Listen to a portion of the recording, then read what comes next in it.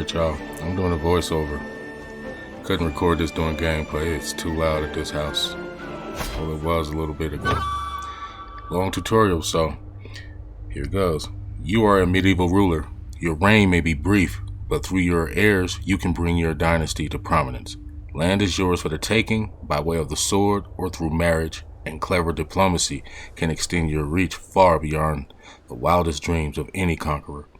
There is no one way to win in Crusader Kings 3, only different ways to enjoy your story as it unfolds. Use the left thumbstick to move the camera across your map. You can also use the character radio. Character Crusader Kings spans hundreds of years of many generations. Right now, time is standing still because the game is paused. Sometimes you will see blue highlighted text. This means you can hover your cursor over the words to display an informative tooltip. Some of these tooltips may also have highlighted words, which can also be tooltipped for further information.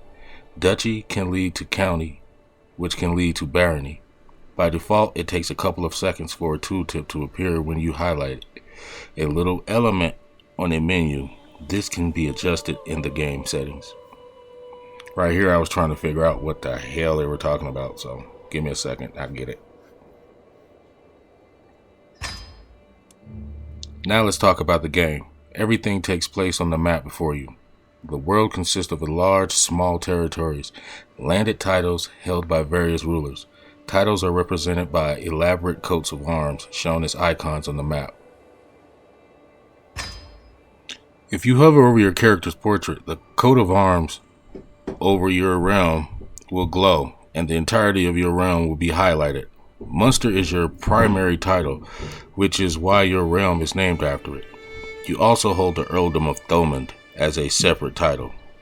If you zoom out, it will read Munster on this part of the map because you are on top, or you are the top ruler of the area. Alright. As a ruler, you can only hold so much land on your own. You will often have other rulers helping with the administration of the realm by holding land titles within your borders, making them your vassals. To find your own land, your domain can be used. You can use the go to location option in your character radio and zoom in. Once closer up, you can see blue borders around your land or whatever. Okay, I gotta go to location. Go down and go there. Okay. You play one of many characters in this world, represented by character avatars. Your character is the ruler of a realm. You will need to make sure that your dynasty survives and thrives throughout the ages. Your title gives you power and control over territory, as well as over other characters who might hold titles and land of their own.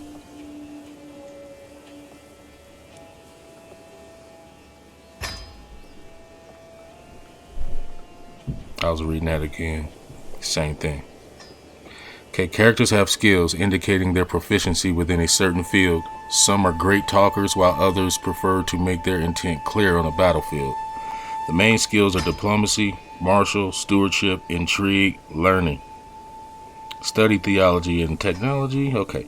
Characters also have traits which can affect skills as well as how they react to things. These are illustrated by icons in the character view.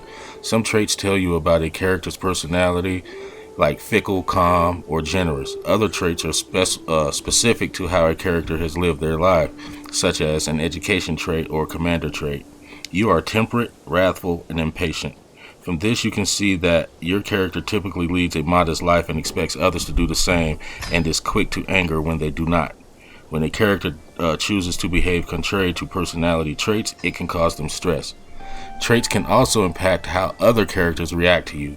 Some people are impressed by the brave trait, while a lustful character is more likely to feature a salacious gossip. Traits influence other characters' morality and greed, which can affect both their friendly and hostile actions. All characters, yes, all have an opinion of one another, which drives their behavior. Low opinion can cause people to rise up against you or be unwilling to help you. High opinions can, on the other hand, make characters more inclined to join your schemes. How you choose to interact with other characters will often affect their opinion of you. To further your goals, you will need gold, among other things. Gold pays for buildings, armies, and bribes. Gold is collected passively from both your holdings and your vassals as tax.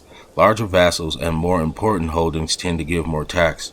However, money can't buy everything. Certain things can only be achieved by spending the right amount of prestige or, for religious matters, piety. You can see the current state of your gold, prestige, and piety in the bar at the top right.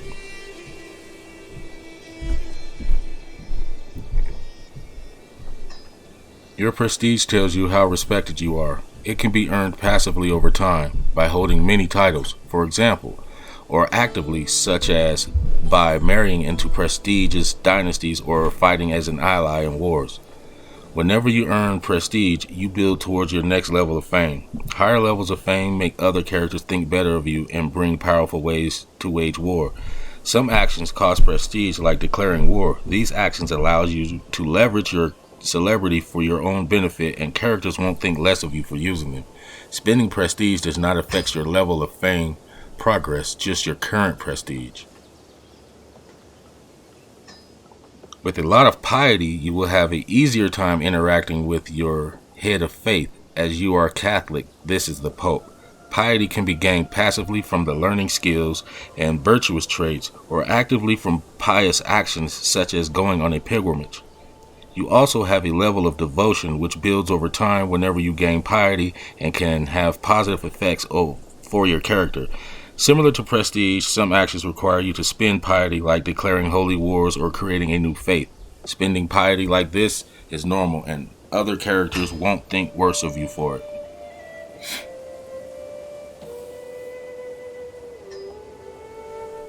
As well as traits, your characters can also pick a lifestyle. There are 5 lifestyles, one for each skill. Lifestyle represents what you put the most effort into day to day, and each one has several focuses inside relating to it. Every focus gives you a unique bonus and makes events associated with that focus more likely to happen.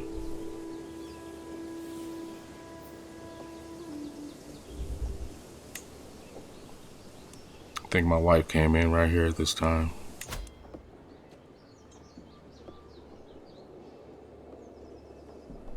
A little bit of lifestyle. As well as traits, your character can... Oh, never mind. We already just read that.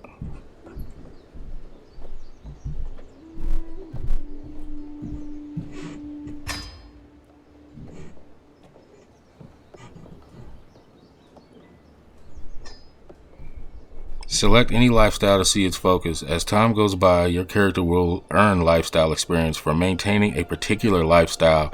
When you acquire enough lifestyle experience, you can select one of the lifestyle perks from any of its trees.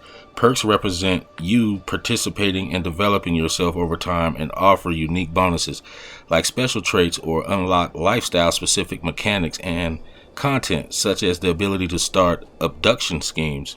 As an example, the strategy, authority, and chivalry focuses all grant martial experience, which can be used to acquire any of the martial lifestyle perks.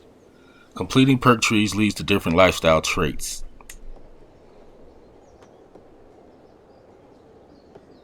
Select a focus.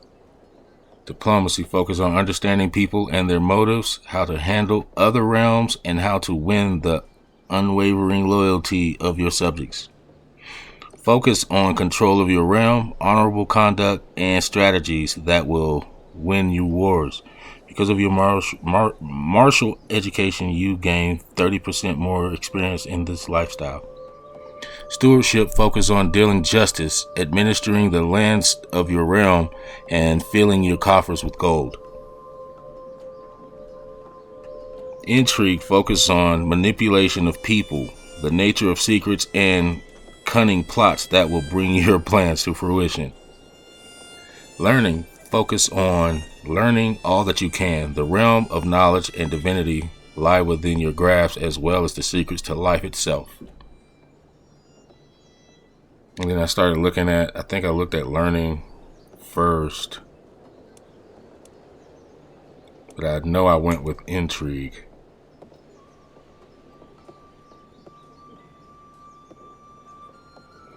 And these are the focuses that you get in each lifestyle. So I went with intrigue.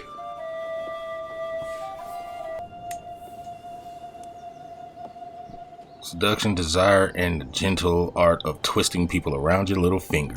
Let's go. Select as many lifestyles. Oh, my bad. Now, having selected a focus, you can move on to other people. Interacting with other characters is key in Crusader Kings 3, and you have many options for how to do so. You can press X on a character portrait, including your own, to get a list of potential interactions, such as arranging a marriage or initiating a scheme. This is also where you start wars, but let's save that for later.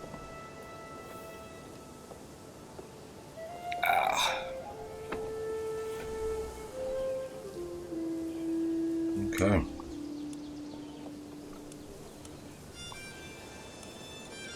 I'm gonna highlight the player, which is my son, my heir. I don't know if he's my son or not, but he says heir. So let's click on bro. Now, having selected a focus, we can move on to other people. Okay, read that again. Let's start with the basics. Everybody likes gold. Try sending a bribe to your player heir. Most interactions will bring up a second window which details when selected.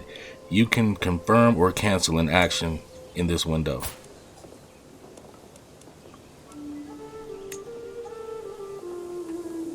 Hey dude, 50.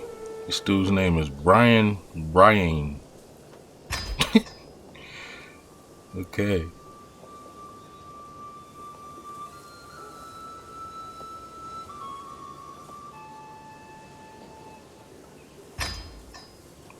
Well done. You have successfully increased somebody's opinion of you. Note the feed message in the lower right. This is where mildly interesting but non-critical information appears and goes away after a little while when unpaused.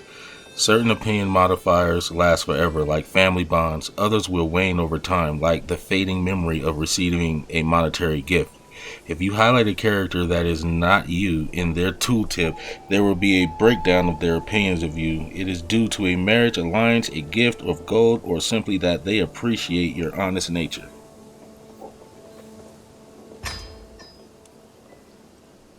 Next, let's talk about your dynasty. As the game goes on, unless your character meets an untimely accident or terrible disease, they will grow old and eventually die. The story doesn't end there. It's only game over if you do not have any heirs of your own dynasty. As long as your tiers have heirs, or your titles have heirs of your dynasty, your legacy will live on. When your current character dies, you simply start playing a new one, the player heir. Depending on the type of successions your realm has, this is likely to be one of your children, perhaps one that you have groomed to rule. Your dynasty has its own coat of arms, which you can find in the left of your currently selected character. You do not need to do anything with this now, but if you want to look at the details of your dynasty later, it can be found in the character radial.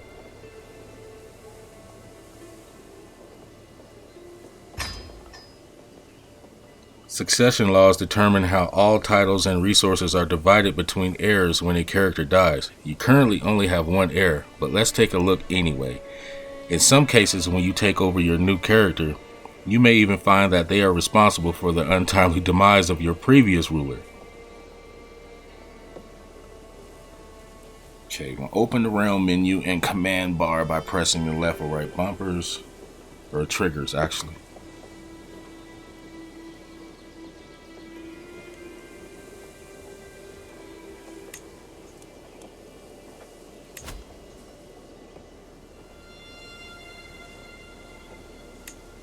Scroll over to succession.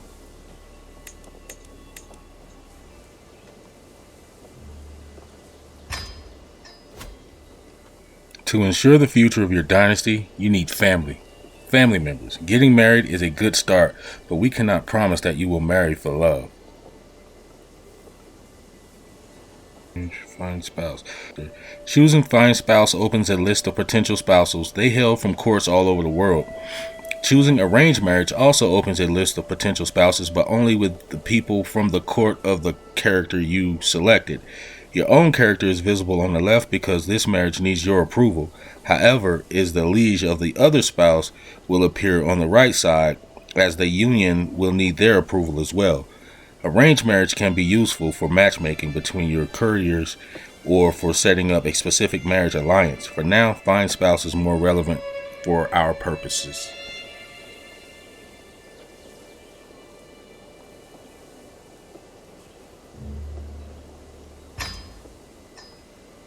There are many factors to consider when choosing a spouse.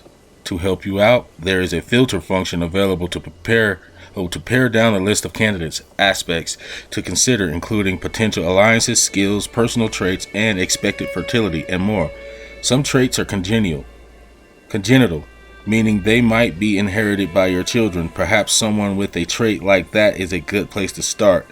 You can change your selection by pressing the B after selecting the recipient character. Nothing will happen until you select Send Proposal.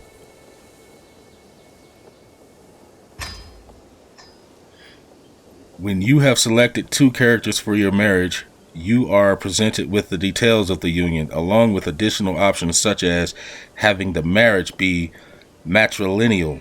If you are happy with the marriage, go ahead and send an offer. This action usually takes a few days, but we'll make it instant for the tutorial. Okay, who's this? Hunted Furch Bledding Mothrafall. Children of this marriage will be born into House Brainian or Brain. Chance of children medium. Inheritable traits none. I don't like her name. Hunted. I don't know. I kind of like Hunted. But nah, brother. I was just looking around on this part. Just looking around. Okay. It's her sister. Gwendolyn Birch Bleddon. Whatever. Children of this marriage will be born into my house. No inheritable traits. And Denise, or whatever her name is, I'm going to choose Shouty. So let me send this proposal. Excellent. You may live long and happily together. You may have noticed that the toast message at the top of the screen. Toast messages deliver quick-fire information that is relevant to you or your character. Marriages are also usually accompanied by an event, as your potential spouse's liege accepts or rejects your offer with a letter. There are different kinds of events that are critical to shaping your destiny, so keep an eye out for them. We recommend that you use Find Spouse for your heir as well. As soon as your son is married, he can start producing members of your family and heirs to your title who are of your dynasty.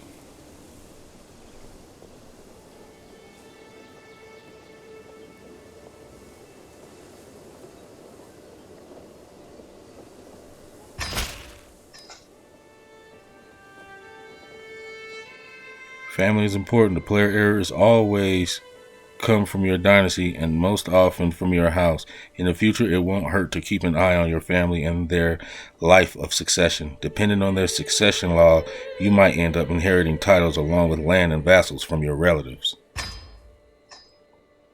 Not everyone in your dynasty will be landowners, but every plot of land on the map has an owner. Sometimes that owner is you, sometimes it's one of your vassals, and sometimes it's another realm entirely, many of whom have or are vassals.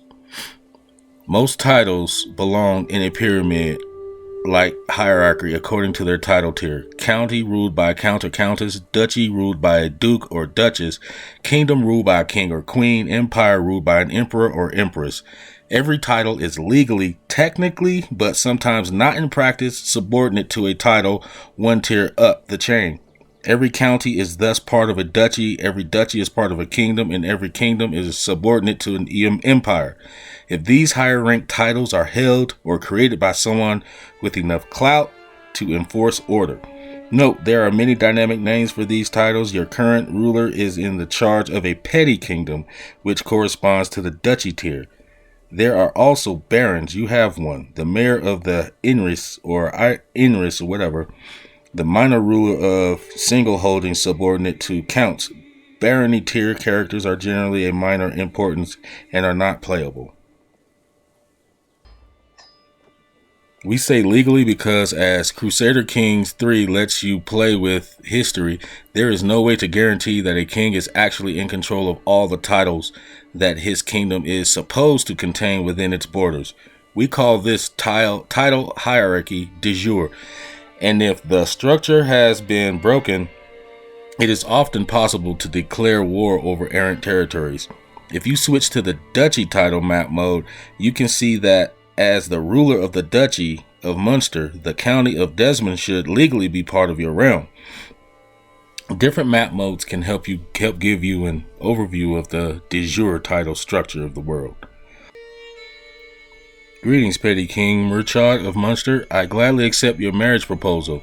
You will be joined by my daughter, Denise, in holy matrimony. May God grant you long life and many children. Excellent. And yeah. Now, I gotta hold down the right trigger to open the map mode radio. Duchies.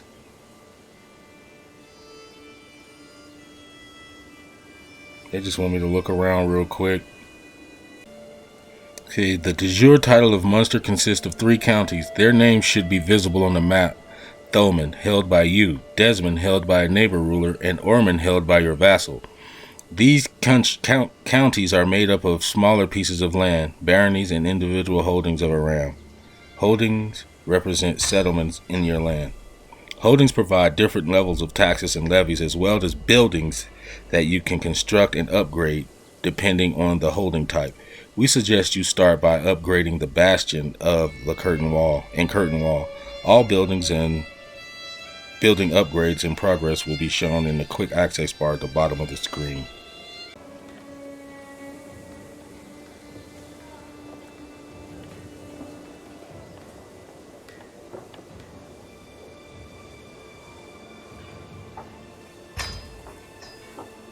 Well done. It will take some time for the building to be ready though.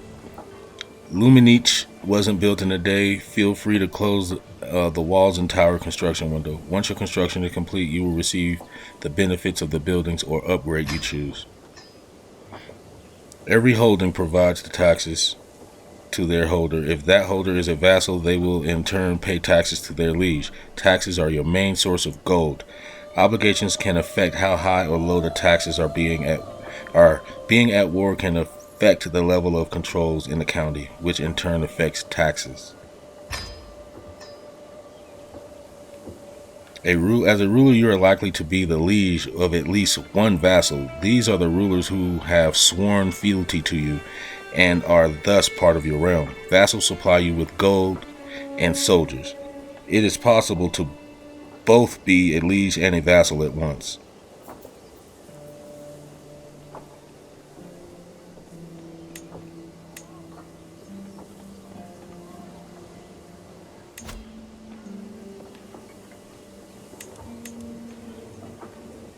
As a ruler, you are likely to... Okay. Here's a list of your current vassals, along with some additional information about them. At the top of the list is the ruler of Ormond, whose land you can see on the map. This is an earldom, a county tier inside your realm.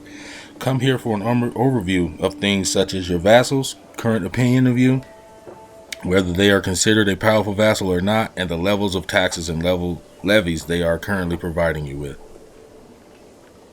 And levies are soldiers. There's a limit to how many vassals you can comfortably be in charge of before your realm becomes unwieldy. Going beyond this vassal limit affects taxes and levies provided to you. This doesn't matter for the tutorial, but when you start to build your own kingdom, be mindful of growing too fast.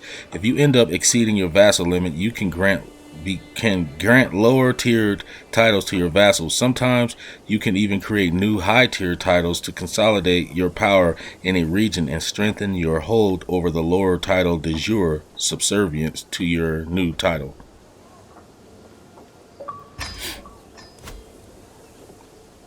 Your realm is the complete body of the land and titles that you control, including the areas held by your vassals. Right now, for you, this means the counties called earldoms due to your Irish culture of Thomond and Ormond. When the domain is used, we are instead referring to the land that you own personally, without vassals, Thomond. Some things that happen will only affect your domain, while other things will impact your entire realm, the duchy or petty kingdom of Munster. Note that there is a limit to how much land you can hold personally before you start incurring penalties to the domain limit. When you go above your domain limit, it can be a good idea to use the grant title interaction on characters you are friendly with, making them your vassals.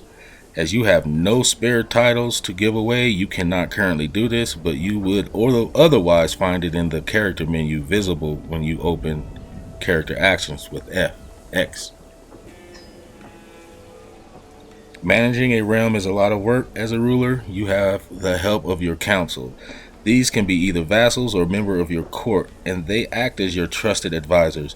There is a council position corresponding to each skill, and married rulers will also have their spouse assisting them. Yeah, she gotta bring something to the table, yo. Can't just be in my kingdom.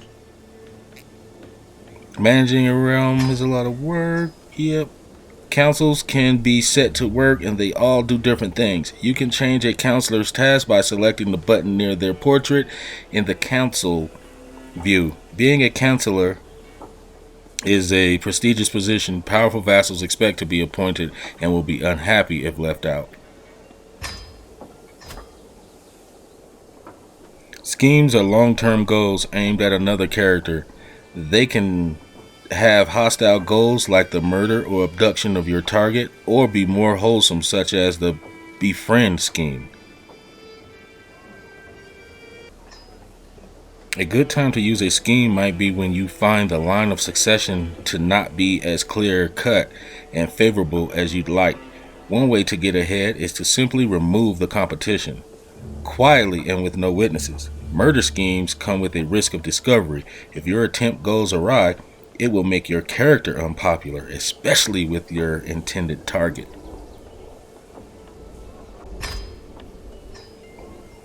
The sway scheme is made for increasing the opinion someone has of your character. Let's try it.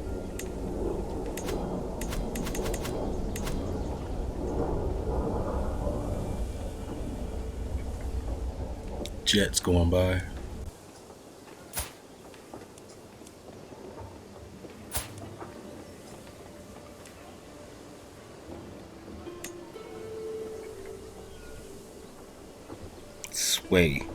Sway this dude Olderic. His opinion will increase by 2.5 or 25% or whatever. Excellent.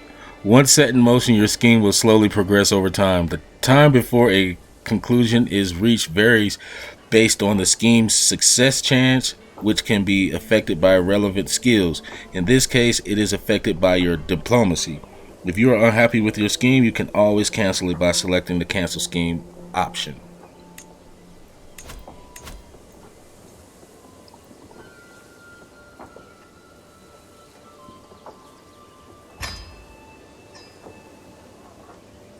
Sometimes schemes can give this rise to secrets. If you catch someone trying to commit murder, it's probably in their best interest to make sure you keep it quiet. You can also blackmail them.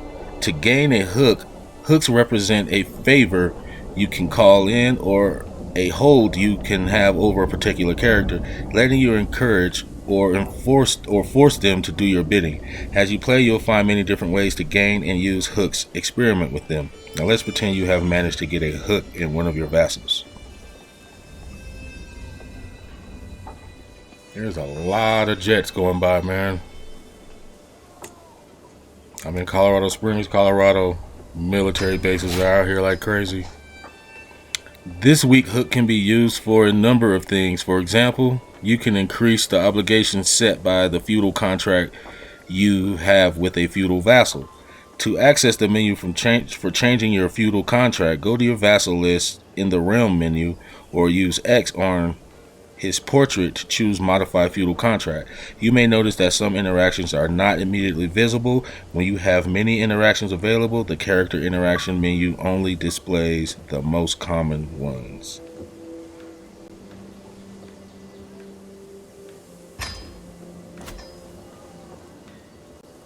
War is an essential part of Crusader Kings 3. There are many concepts to cover, but for now, let's touch briefly on some of them. The rest of the details we will let you discover as you start playing. The most important events in any war are the battles, which are fought by armies. Most of your soldiers will come from levies. You can expand your army by employing men at arms. If things get really tough, you can also hire mercenaries, provided you have the gold.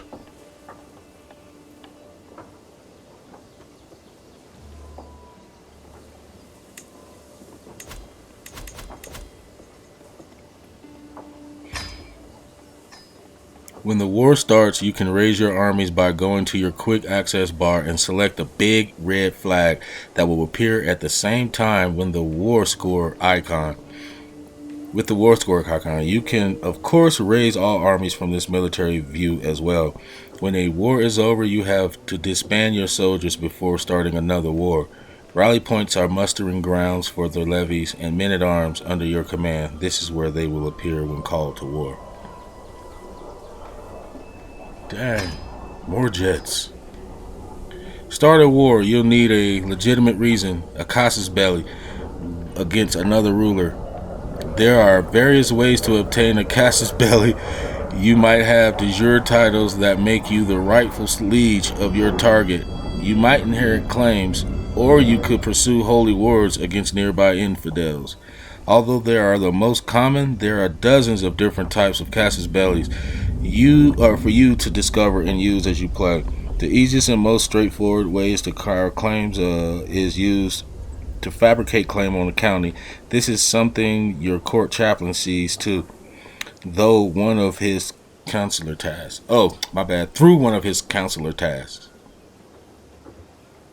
I'm sitting here thinking about these damn jets going by. Soon we will let you unpause the game. There are just a few things to go over first. Firstly, it's important to know that there are 5 different speeds available for you to play. Hold the menu and press left or right bumper to switch between them, and you will be able to pause or change the pace whenever you want. Secondly, for certain important events, the game will automatically pause for you. There's nothing wrong with playing at the slower speeds, increasing the speed when things are quiet, or slowing it down when you go to war. Generally, we recommend you pause the game when inspecting menus or when you are faced with tough decisions.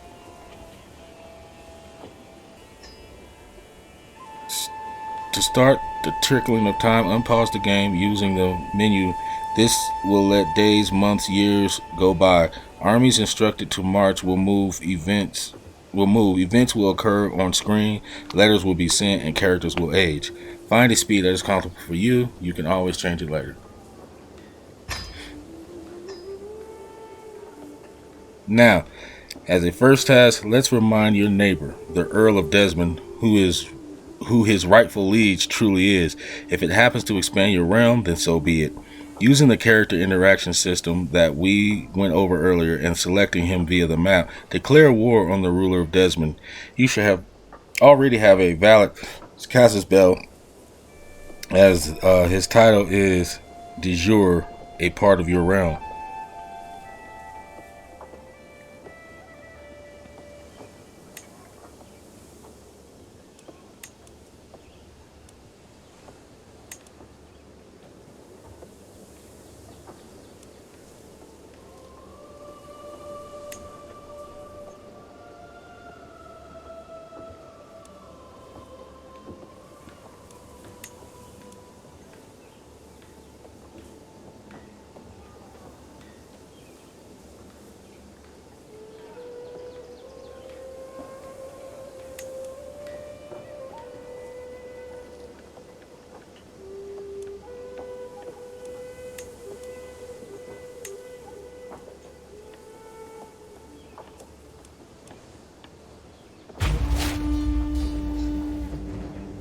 Okay, let's go to war with this dude.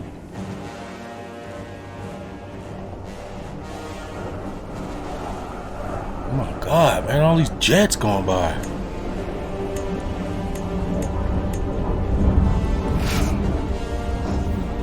That one's shaking the windows.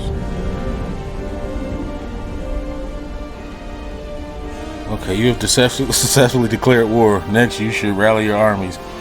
New options have appeared on your quick bar. Okay. To move your army, select the army on the map and press A on the area you want them to go to, perhaps the enemy capital, Barony. If you order your army across water, it will embark, turning it into a fleet. For now, let's stay on land.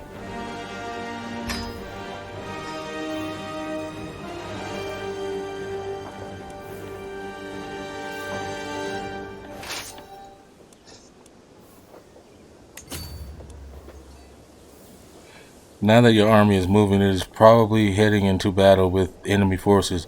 This can be a head-on encounter with other armies or the start of a siege. Battles will happen automatically if two hostile armies cross paths. Similarly, sieges occur when you place your army on an enemy holding. This is a good time to unpause the game if you haven't done so yet. Otherwise, time stands still and your armies will not move.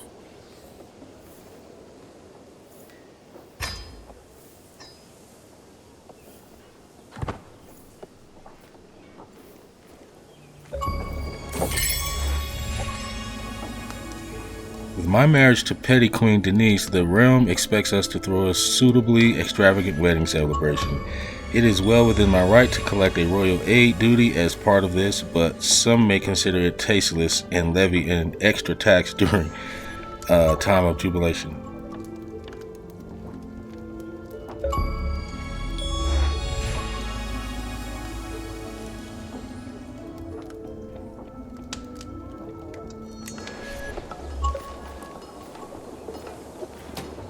Okay, we're going to war.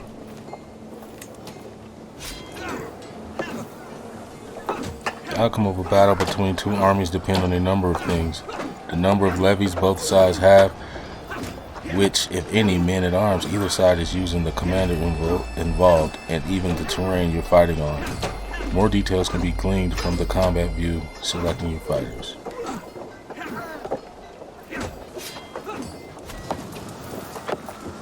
Okay. Your army is attacking an enemy holding. Select the highlighted icon, the spearheads, to find out how it's going. You need to win sieges to win most wars, as they increase your war score. Whenever a siege is won, it takes a few rounds to attack. The area will become occupied, changing its regular look on top of the map from a solid color to stripe colors when zoomed out. The color of the stripe shows who has occupied a holding. Since your color on the map is green, holding that you are occupied will have green stripes. A holding occupied by the Kingdom of France, however, would have blue stripes, and one occupied by Kingdom of England would have red. To gain an idea of who's winning in the war, you can always look at the war score in the quick bar under the war icons. It goes from -1 to +1 and changes based on battles and sieges won or lost, as well as territories occupied. At 100 war score, you can force the other side to accept your peace offer. Conversely, at -1, they can force you to accept their peace offer.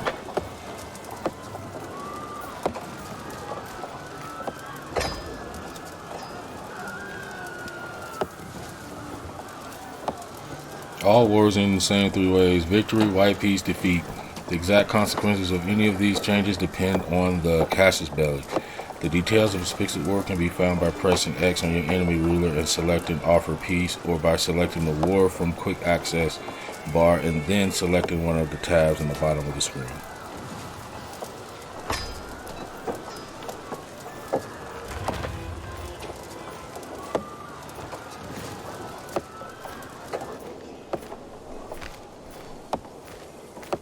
You are now able to enforce your demands by selecting the war score icon on the quick access bar to open the war view and then selecting the enforce demands tab.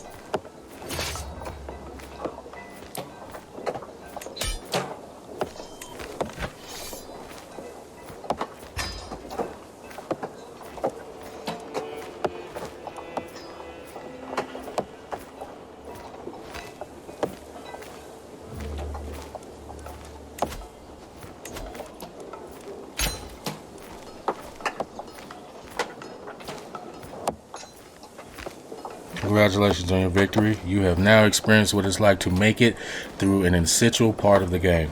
The tutorial lesson ends here. However, pieces of advice will still occasionally appear as alerts icons in the hints menu. Blessings upon you and hope in your house. You are a much greater foe than I imagined. In order to whatever. What now? There are many things you can do now, but you have dipped your toes in some of the essential systems, Crusaders. So what I'm going to do is I'm going to end this video right here. Thank you guys for watching. I know it was long, but I know you didn't want to read all that yourself. So this gives you a thorough look at what this game is really about. I'm playing on Xbox Series X, and I'm out this biatch. Peace.